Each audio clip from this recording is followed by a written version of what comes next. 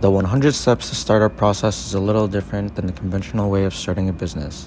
They pride themselves on their unique process of beginning a startup, and their main principles are to apply a scientific methodology to build a company, get out of the building and start talking to customers sooner, to fail sooner and to learn from those failures, to test everything along the way, and to work smarter, not harder. It made me look at startups with a different perspective. It allowed me to think outside the box, especially since we were just doing it for a class. Doing the interviews helped me realize how important it is to know your audience and demographic, and making up a name, getting all the trademarks, all of that contributed to helping me understand the process of a startup. I was surprised at the order at which 100 Steps to Startup went about starting their business. At the beginning of the processes, they want you to start with finding out who your consumers are going to be before even thinking about what product or service you want to provide. As a person who wants to start their own business one day, starting a business this way seemed like the wrong way to do it.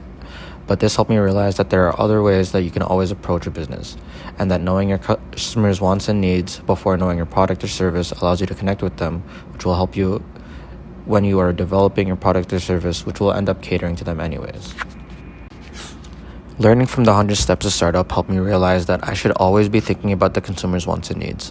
As much as the product or service is important, if the consumer is not willing to pay for the product or service, it is pretty much useless.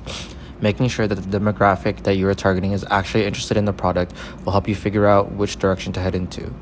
Working smarter and not harder will help you get ahead and prove to your consumers that your business is even worth that elevator pitch.